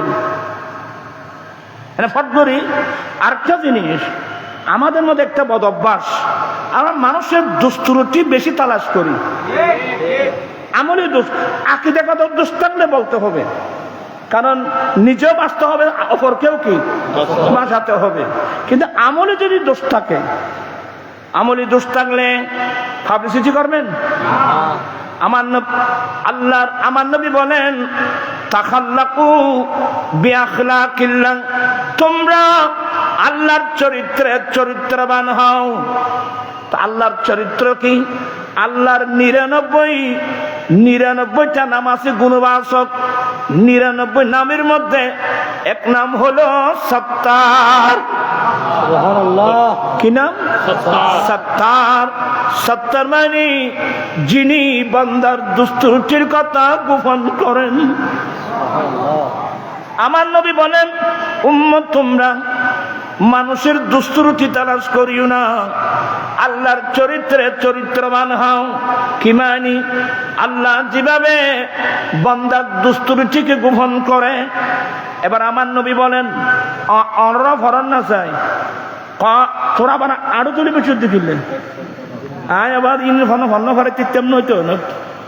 قال رسول الله সাল্লাল্লাহু আলাইহি ওয়াসাল্লাম মান সাতারা উয়ুবা আখি হে সাতারাল্লাহু উয়ুবাহু ইয়াউমাল কিয়ামা।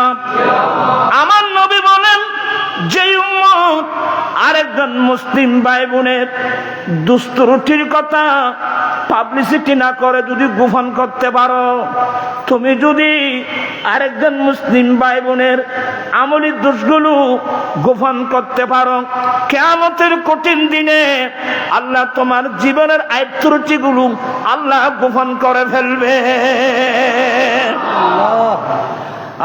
কত বড় দয়ালু নবী। আজকে আমরা যে শুধু মানুষের দুস্তুরুটি তালাশ করে দিই, ইটা এলো ইটা কি হইলে করতেনি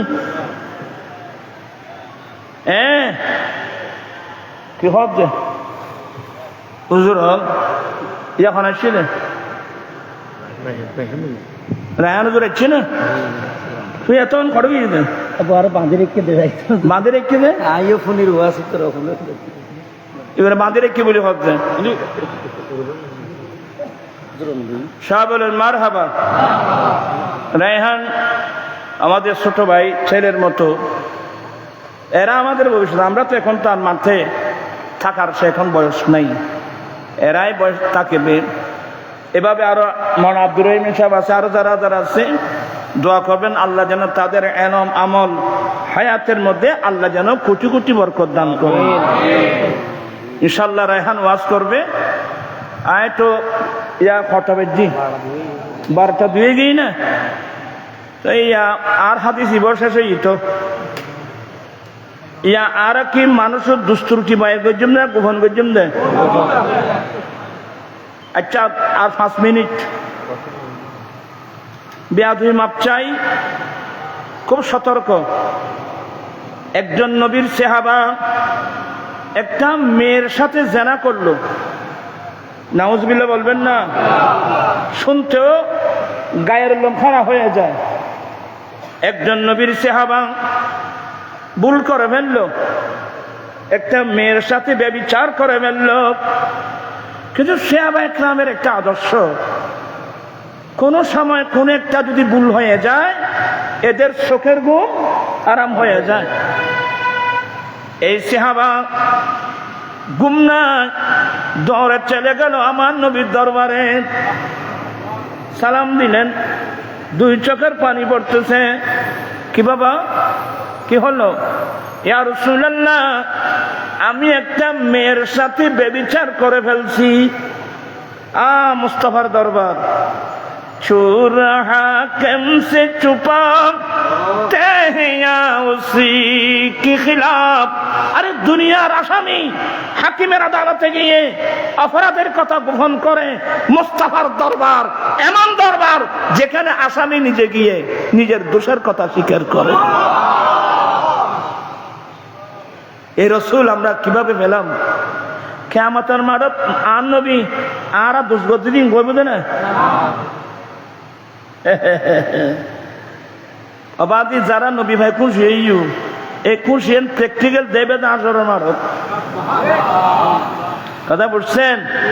কেন বেদাত কথা তুই নকরিনি, তোর তো মন নকলি ভরিগুম যাবো, অসুবিধা তো নেই।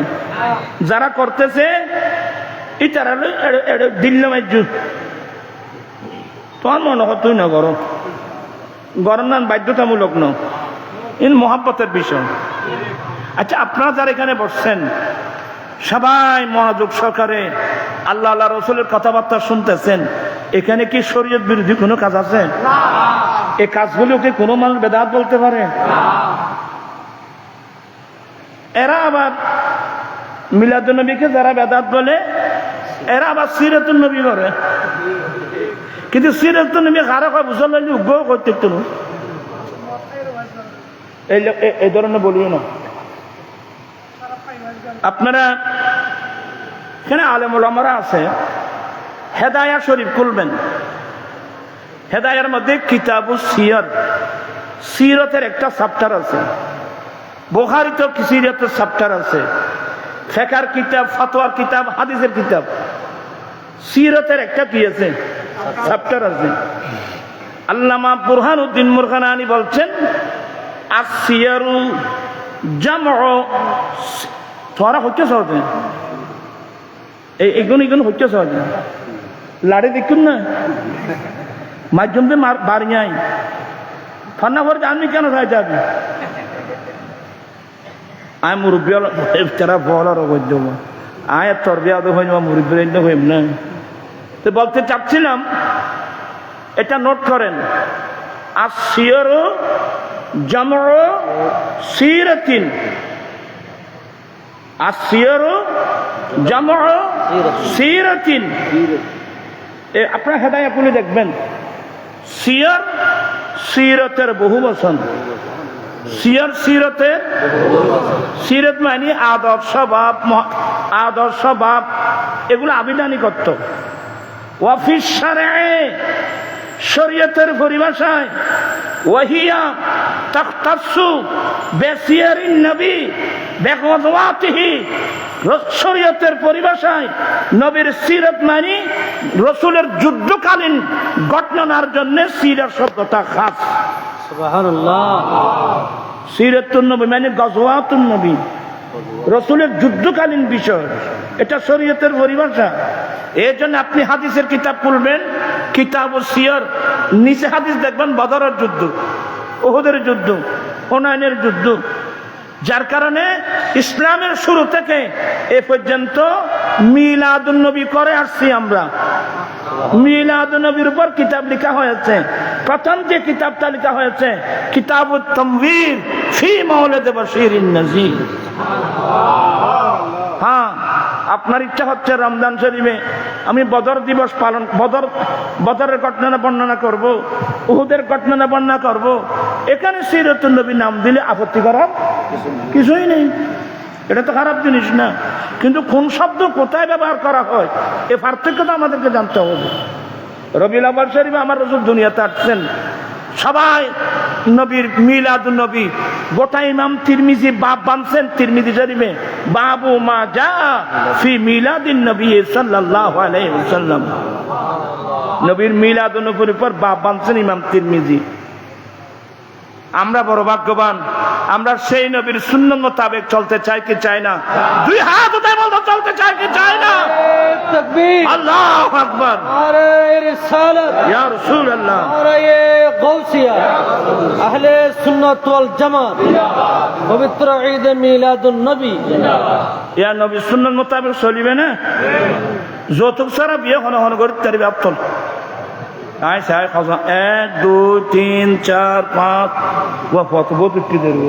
নারায়ে তাকবীর, নারায়ে রিসালাত, নারায়ে গাউসিয়া। আয় আল্লাহ, অনেক ছেলে হাত উঠায় ওয়াদা দিয়েছে ওরা যৌতুক ছাড়া তোমার নবীর সুন্নাত মোতাবেক শাদী করবে। আল্লাহ তুমি তাদের ওয়াদা কবুল করে না। এখনো কষ্ট দিননি হন। যদি যারা ওয়াদা দিয়েছেন, যারা ওয়াদা দেন নাই, সত্যি যৌতুক বাদ দিয়ে নবীর সুন্নাত মোতাবেক বিয়ে করতে পারেন, আপনাদের জন্য বড় পুরস্কার। মান তামাসসাকা বিসুন্নতি ইনদা ফাসাদ উম্মতি ফালাহু আজরুম মিয়াত শাহীদ। ফিতনা ফাসাদের যুগে যেই উম্মত আমি নবীর একটা সুন্নত মজবুত করে ধরবে, আল্লাহ তাকে 100 শহীদের সওয়াব দান করবেন। আপনারা আমার এই আন্দোলনকে সমর্থন করেন। আবার চাইও আবি আই বইরে থদুন ফার্নিচার খবর ই কইবে নি খবরদার নবীর সুন্নাত বিরুদ্ধে কাজ না করি না। আর রাসূল, আমার রাসূল নিজে শাদী করে প্র্যাকটিক্যাল উম্মতদেরকে বিবাহের সিস্টেম শিক্ষা দিয়েছেন। আমি গুনাহগার একজন। আমি একসময় রাগ করে বলছিলাম এই দেশের প্রধানমন্ত্রী মহিলা, বিরোধী দলীয় নেত্রী মহিলা, স্পিকার মহিলা, শিক্ষামন্ত্রী মহিলা, এতগুলো মহিলা মন্ত্রী থাকতে এই দেশের নারী জাতির উপর যৌতুক প্রথা থাকতে পারে কিভাবে? ঠিক। আমি একজন মোল্লা মানুষ, আজকে 16 বছর পেরিয়ে 17 বছরে পড়ছে। এখানে না, শুধু দুবাই, আবুধাবি, মস্কট, কাতার, সৌদিয়া, যেখানে গিয়েছি ওখানে ছেলেদেরকে হাত উঠায় ওটা ওয়াদা নিয়েছি। এবং পাশাপাশি সরকারকে দাবি দিয়েছি, আমি আরব স্থানগুলো করে তথ্য নিয়েছি, প্রত্যেক আরব সরকার রাষ্ট্রীয়ভাবে মেরেজ ফান্ড করে রাখছে, যাতে দরিদ্র আরবি ছেলে তার স্ত্রীর মোহরানা নগদ পেমেন্ট করে বিয়ে করতে পারে। এক একজনকে 1 লক্ষ থেকে 2 লক্ষ দিরহাম বা রিয়াল অনুদান দিয়ে থাকে। আমি আমার সরকারকে বলছি, আমাদের দেশেও রাষ্ট্রীয়ভাবে স্থায়ীভাবে ম্যারেজ ফান্ড গঠন করা হোক। ঠিক। সেই ম্যারেজ ফান্ড থেকে ওই গরিব ছেলেকে তার বিয়ের পূর্বে 5 বছর মেয়াদের জন্য বিনা সুদে 2 লক্ষ টাকার একটা ঋণ দেওয়ার ব্যবস্থা করা হোক। আজকে হোক, কালকে হোক, একদিন বাংলাদেশের পার্লামেন্টে এই প্রস্তাব পাস করতে হবে ইনশাআল্লাহ। এটা যদি পাস হয়, একজন গরিব ছেলে বিয়ের আগে সরকারি ম্যারেজ ফান্ড থেকে 5 বছর মেয়াদের জন্য সুদ ছাড়া 2 লাখ টাকা ঋণ পায়, সে কি আর যৌতুক নিতে হবে? কথা বলছেন না কেন? আপনারা এই আন্দোলনকে সমর্থন করেন তো? সমর্থন করেন? আগামী জানুয়ারির 10 তারিখ, আগামী জানুয়ারি মাসের 10 তারিখ ঐতিহাসিক চট্টগ্রাম লালদিঘির মাঠে আমার আঞ্জুমানের এসবিআর উদ্যোগে যৌতুক মাদক বিরোধী মহাসমাবেশ। আপনারা যাবেন? মিশাতা কিল্লা করবেন। আজকের 16 বছর পরার নিম্ন ভারে লালদিঘি ভারত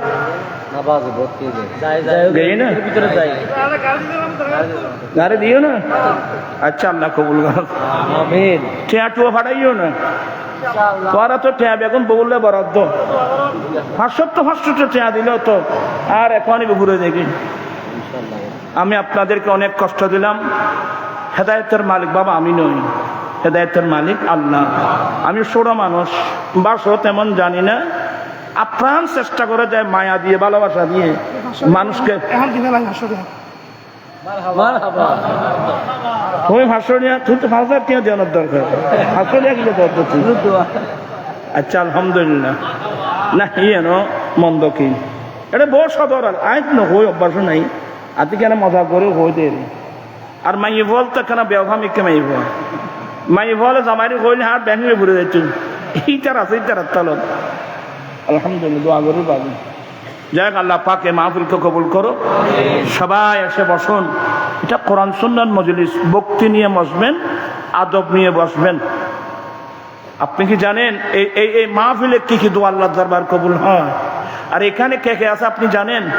অসংখ্য নূরি জগতের ফেরেশতা আছে এখানে। অসংখ্য এমন মুসলিম জিন আছে, যে মুসলিম জিনগুলো আমার নবীর পিছনে নামাজ পড়ছে। আমার নবীর সাহাবা জিন, অসংখ্য জিন এখানে আছে। আসলে আর তুই সুগুন দেখছো সমস্যা চল যায়। আল্লাহ পাক এই মাহফিলকে কবুল করুন। আল্লাহুম্মা আমিন আমিন। মাওলায়া সাল্লাল্লাহু আলাইহি ওয়া সাল্লাম দায়মান আবাদা আলা হাবিবিকা খায়রুল খালকি কুল্লি।